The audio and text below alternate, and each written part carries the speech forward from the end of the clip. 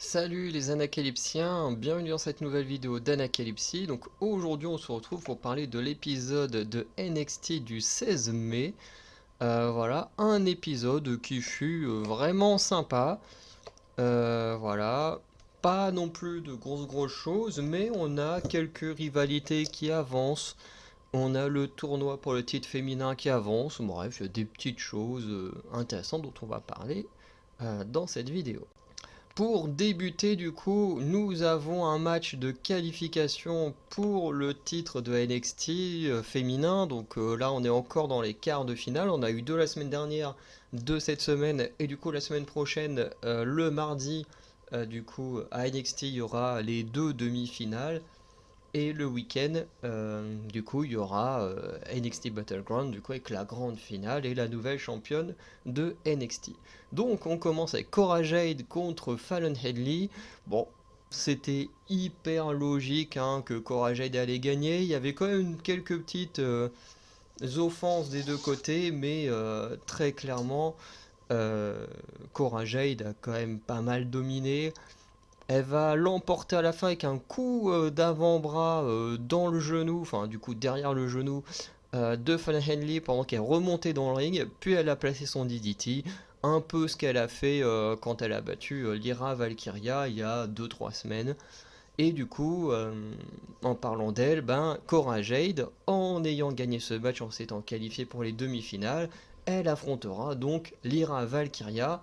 Et c'était hyper logique. C'est hyper logique parce que ben, Fallon Henley, je pense qu'elle a une histoire à terminer avec Kiana James. Après le fait que Kiana James ait montré son vrai visage et tout, il n'y a pas eu de suite à ça. Voilà, elle a brisé le cœur de je crois que c'est Briggs ou Jensen, j'arrive jamais à les différencier. Enfin, j'arrive à les différencier physiquement, hein, mais au niveau des noms, j'arrive jamais à associer le bon nom au bon visage, donc j'en suis désolé. Mais voilà, à part ça, il n'y a pas eu de suite et je pense doit forcément y avoir un match ou un truc comme ça où Kiana James se fera battre et du coup les gentils auront tout gagné et seront heureux. Bref. En tout cas, le fait que Lyra Valkyria avait gagné son match, pour moi c'était logique que Cora Jade allait aller en face parce que ça fait un petit moment qu'elles sont en rivalité et du coup, ben, en fait, ce match-là permettra à l'une d'entre elles d'aller en finale à Battleground et en plus ça permet soit de conclure leur rivalité ou peut-être de la continuer, mais au moins ça permet de continuer leur rivalité. Donc pour moi c'était une pure logique que Cora Jade irait affronter Lyra en demi-finale. Ensuite, on a un match par équipe plutôt sympa. On a les Creed Brothers qui vont affronter The Dyad, donc The Dyad qui est une partie du Schism. Match plutôt sympa, hein. On a un match habituel entre les Creed Brothers et The Dyad. Et quand je dis que c'est habituel, ça veut pas dire que c'est mauvais, hein. C'est un très bon match. On a deux bonnes équipes, hein, entre une équipe qui est vraiment dans la puissance, hein. Il y a ce moment où ils arrivent à maintenir en position de souplex en l'air, ou comme le jackhammer de Goldberg, ils arrivent à maintenir un des membres des Dyad et puis à se le refiler comme ça. Bref, la performance elle est incroyable, vraiment en termes de puissance, les Creed Brothers c'est incroyable. Et à côté de ça, The Dyad, bah eux c'est plus le côté fourbe et tout ça. Et les deux équipes en face à face, ça match hyper bien, franchement, j'ai bien aimé leur match, alors que, encore une fois, les matchs par équipe, c'est pas mon truc. Et au final, on a quand même les Creed Brothers qui vont l'emporter, notamment puisque Avarain va tenter d'attaquer Ivy Nile mais va se faire prendre dans une soumission par cette dernière. Est-ce que ça peut signifier qu'à un moment donné, on va avoir un match entre Ivy Nile et Avarain? Alors on sait que les Creed Brothers, après, ils ont fait une promo pour challenger Gallus pour les titres par équipe, donc il y aura très certainement un Battleground, un match par équipe entre les Creed Brothers et Gallus. Et honnêtement, j'aimerais beaucoup que les Creed Brothers l'emportent parce que je trouve qu'ils fonctionnent mieux avec le public et ils sont beaucoup plus cool à suivre sur le ring que Gallus, hein. Je les déteste pas, mais je les trouve pas si ouf que ça en tout cas. Euh, du coup, oui, comme je disais, Avarain, du fait qu'elle ait tenté de l'attaquer la semaine dernière, quand Avarain foutait la merde, du coup, Avina il l'avait attaqué. Enfin, ça fait 2 fois que les deux se confrontent et tout. Donc voilà, et on sait qu'en général, Ivy Nile n'est pas toujours lié aux histoires des Creed Brothers, même si en soi, ensemble, ils font partie d'un même groupe. Ivy Nile, on l'a vu notamment en équipe avec Tatum Paxley, voilà, sur le circuit par équipe féminin. On l'a vu ensuite affronter Tatum quand elle l'a trahi. Enfin bref, Ivy Nile reste quand même un électron libre, même si elle fait partie de cette équipe avec les Creed Brothers. Donc pourquoi pas imaginer un jour un combat entre Ivy Nile et Ava Raine. Et franchement, ça pourrait être vraiment sympa parce que du coup, à l'heure actuelle, on a vu qu'une seule fois Ava Raine catcher. Honnêtement, moi j'ai pas vu parce que du coup c'était à Stand and Deliver et le match entre le Schism et la Chase University était pendant le kick-off. Je regarde jamais les kick-offs, donc au final le seul match qu'elle a fait actuellement, je ne l'ai pas vu. Et du coup j'aimerais bien un jour voir Ava Raine se battre. Et en plus dans un match en 1 contre 1, je trouve que ça pourrait être mieux que dans un match à 4 contre 4 où voilà, chacun a juste un petit moment à lui et au moins elle pourrait plus facilement évoluer, je pense, dans des matchs en 1 contre 1. Bref, je passe beaucoup de temps là-dessus. Et du coup, tout ça va permettre à Creed Brothers de profiter un peu du flottement qu'il y a avec la soumission d'Ivy Nile pour prendre la victoire. Je sais plus sur lequel ils vont faire le finisher. Et en plus, c'est pas Brutus, c'est son frère, je sais plus comment il s'appelle. Il y a Brutus et bon, j'ai oublié l'autre nom, et du coup qui va du coup emporter la victoire pour son équipe. Ensuite, petit moment plutôt sympa, voilà, c'est le Supernova Session de Noam Dar, accompagné de Dragon Lee, donc ils vont plus ou moins discuter. Au début, c'était surtout pour parler de la coupe, voilà, où Dragon Lee fait comprendre, voilà, au lieu de te pavaner avec ta coupe partout, bah, ce serait bien que tu la mettes en jeu, un peu comme si c'était une ceinture. Alors ça, je trouve ça plutôt intéressant. Alors c'est un peu bizarre d'utiliser une coupe comme une ceinture, tant que ça ne devient pas un nouveau titre 24/7. Mais c'est vrai que c'est un peu l'héritage de NXT UK. Alors moi, j'ai jamais suivi NXT UK, je sais pas trop ce qui s'est passé, mais on a quand même, quand on voit les noms du moins qui en ressort, il y a quand même des grosses choses entre Alba Fire, bah, je crois qu'Ayla Idon, Lyra Valkyria en faisait partie, bah, les Galus en faisaient partie, apparemment les Pretty Deadly en faisaient partie, il y a Meiko Satomura qui en a fait partie. Mince, il y a eu qui d'autre, bah, Gunther du roster principal, JD McDonough et Dragunov, hein, bref, on a eu beaucoup de noms hyper intéressants qui viennent de NXT UK, bah, forcément Noam Dar aussi, et du coup, ben, c'est plutôt intéressant pour voilà, l'hommage à tous les affrontements, toutes les histoires qu'il y a pu avoir NXT UK, voilà, de mettre ça en jeu comme pour garder en mémoire que voilà, il y a eu des très grandes choses faites à NXT UK avant la fin de ce show. Donc voilà, en tout cas, moi j'ai trouvé l'idée intéressante.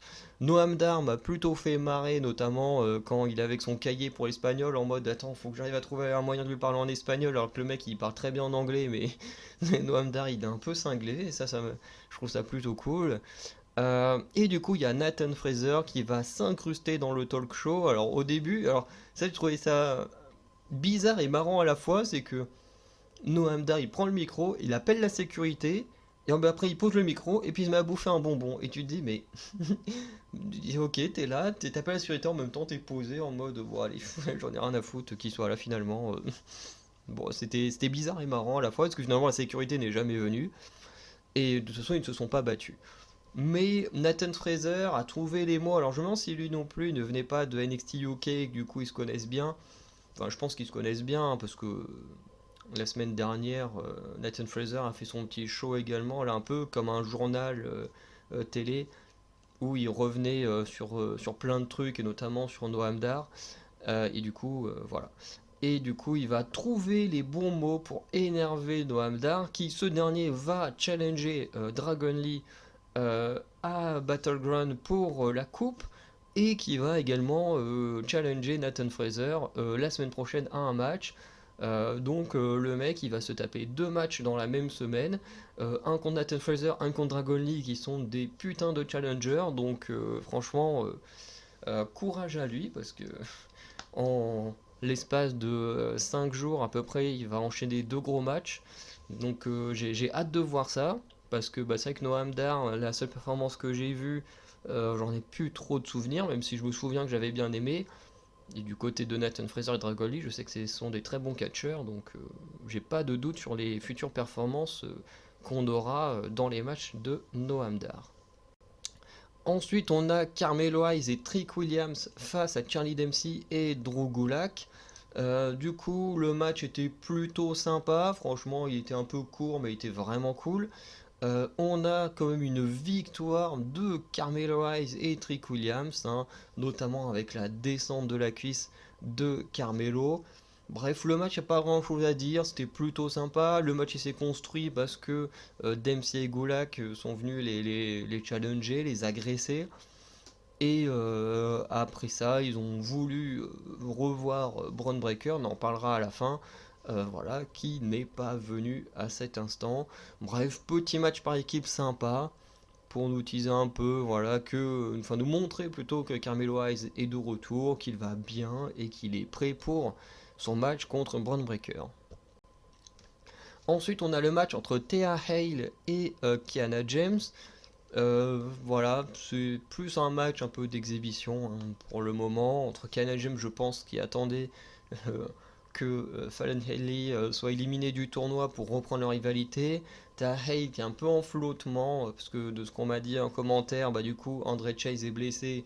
Du coup, ben voilà, tant qu'il est absent, bah, ils essayent plus ou moins de gérer le Chase University comme ils peuvent et qui fonctionne bien. Du Hudson Thea Hale, ça fonctionne plutôt bien.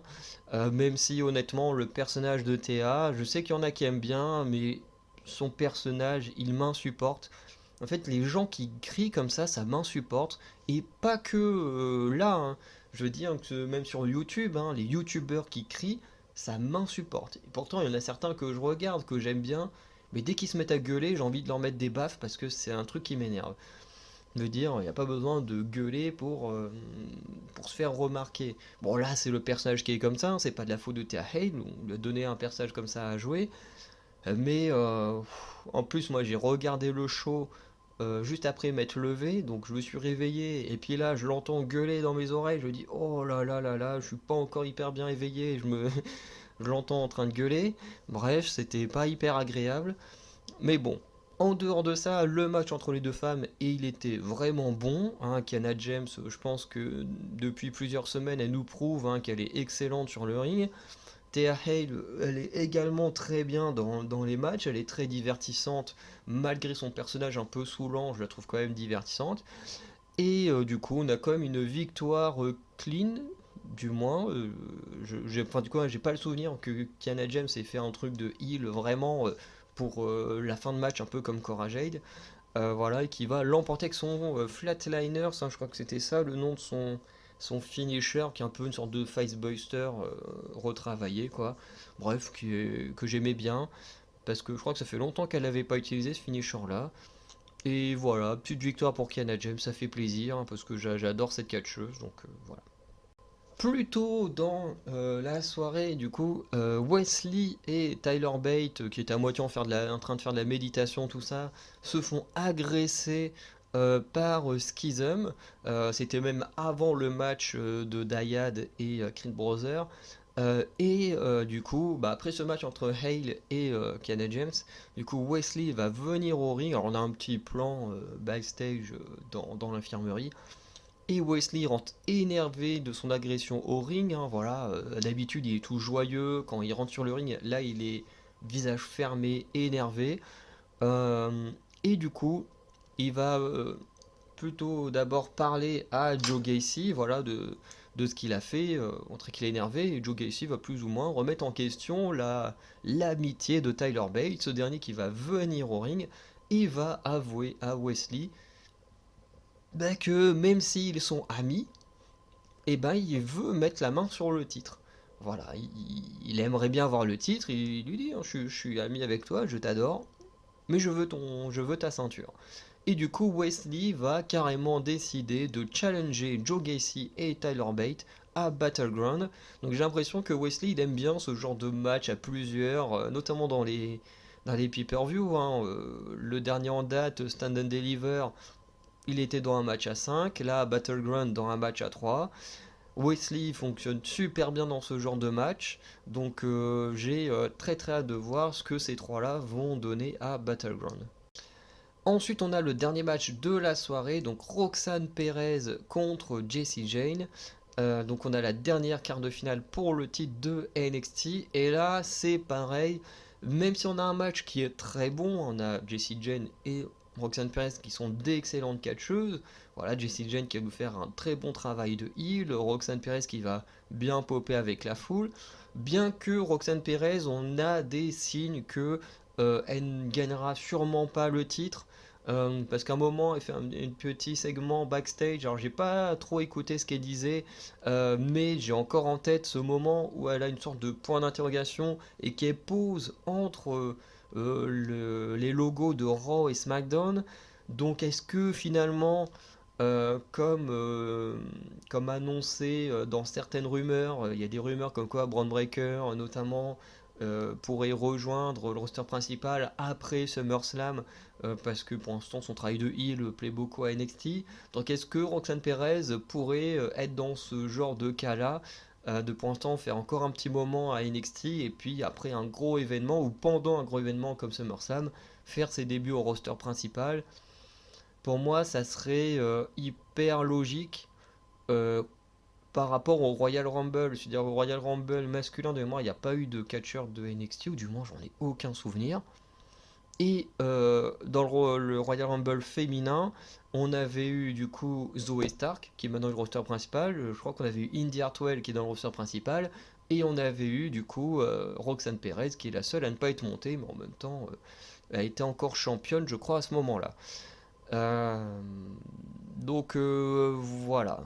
Ce qui dit du coup, ce petit moment de flottement là sur l'avenir de Roxanne Perez fait qu'elle peut tout aussi bien remporter le titre et rester à NXT, tout comme elle peut très bien perdre et monter ensuite au roster principal.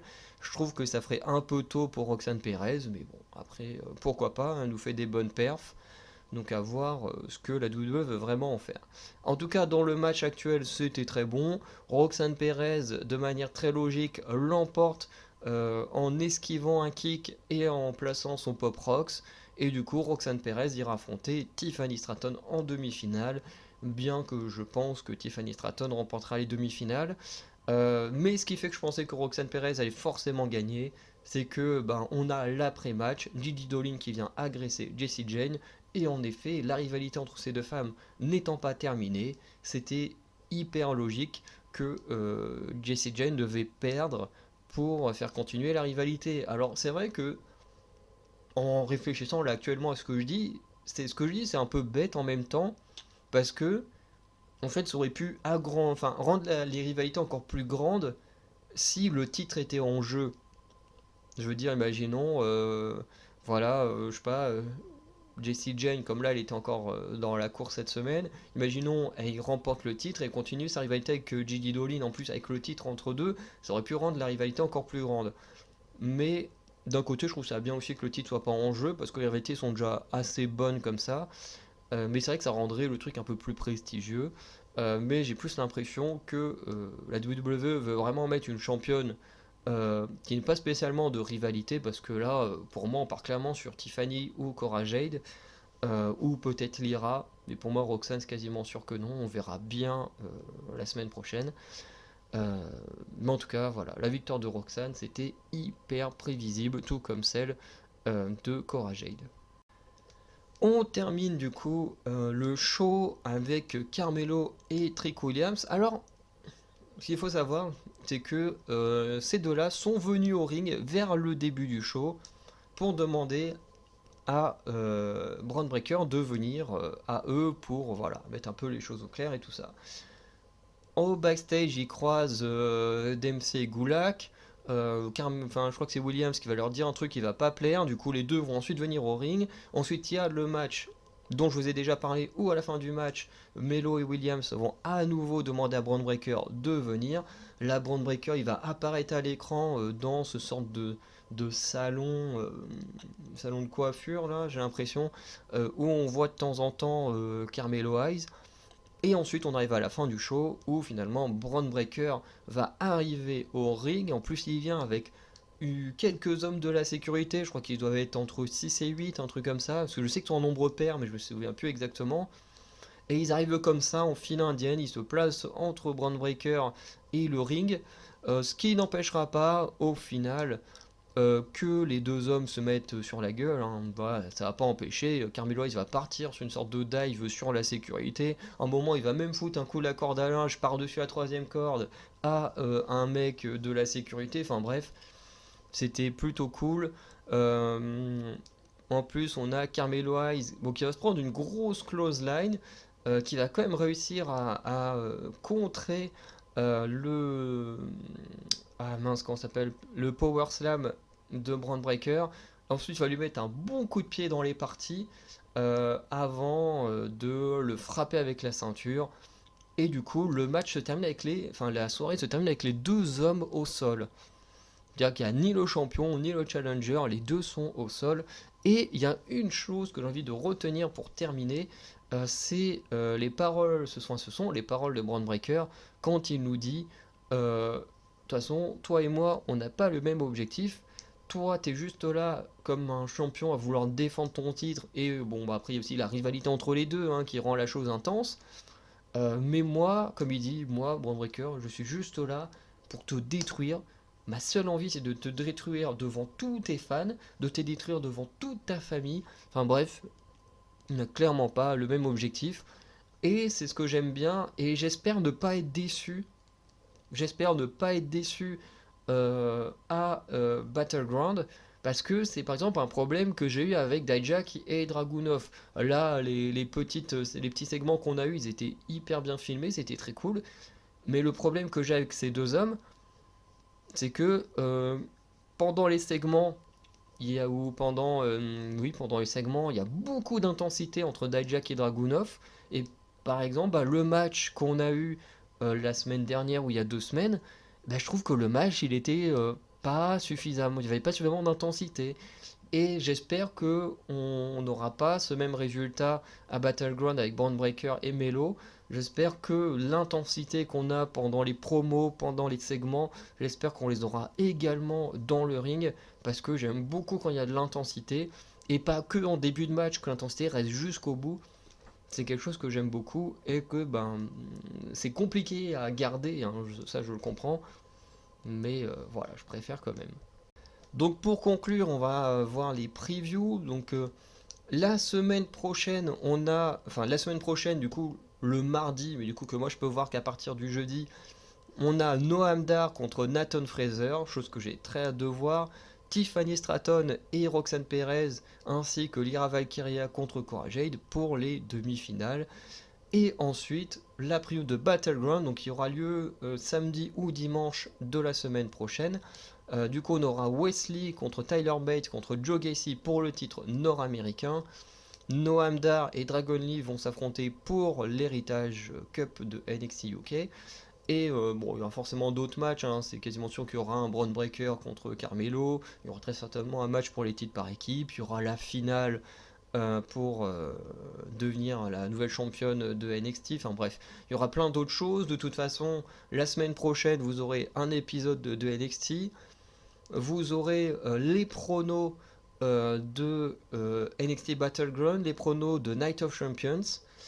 Par contre, je ne sais pas quand est-ce que je ferai les reviews de Night of Champions et Battleground. Dans le sens où, je rappelle, vendredi prochain, le 26 mai, c'est mon anniversaire. Du coup, voilà, j'aurai d'autres choses à faire forcément que des vidéos. C'est pour ça que je ferai quand même des pronostics une fois que j'aurai vu les... Enfin, le lendemain, une fois que j'aurai vu les reviews de, de SmackDown. Sauf que, bah, week-end d'anniversaire, ça veut dire bah, passer du temps avec la famille, passer du temps avec les amis, tout ça. Donc pas forcément le temps de faire des vidéos et pas le temps non plus de regarder les shows. Surtout qu'en plus un week-end où je suis censé être dans ma famille, donc c'est vraiment le mauvais moment pour mettre deux PLE en même temps. Mais du coup, je les regarderai sûrement le lundi ou le mardi, ou j'en regarderai un le lundi, un le mardi, et puis dans la journée, j'essayerai de sortir ma review de chacun des shows. Enfin bref, Voilà, donc ne vous inquiétez pas si les reviews des PLE de Battleground et Night of Champion mettent un peu de temps à sortir, c'est normal. La journée, bah, je bosse à fond sur mon mémoire parce que bah, il me reste plus énormément de temps. Là, il doit me rester à peu près un mois et demi avant de passer ma soutenance. Ça veut dire à peu près un mois pour rendre mon écrit final. Donc bah voilà, là je passe mes après-midi à travailler dessus. Le matin, j'essaie de bosser un peu sur mes vidéos. Mais du coup, voilà, j'ai pas beaucoup de temps. Il y a des moments comme là, moi, j'enregistre où j'ai un ras-le-bol où je fais quasiment rien. Voilà, parce qu'il y a aussi des moments où j'ai besoin de poser mon cerveau, de me reposer. Donc, euh, donc voilà. En tout cas, vous aurez quand même ces vidéos. Sinon, n'hésitez pas à me dire ce que vous avez pensé de cet épisode de NXT, si vous l'avez aimé ou pas aimé et pourquoi. N'hésitez pas à aller checker l'onglet communauté pour voir les vidéos qui sortiront, enfin qui sont sorties durant la semaine. Et sinon, bah, je vous souhaite une bonne journée et une bonne soirée. Je vous dis à très bientôt. Ciao.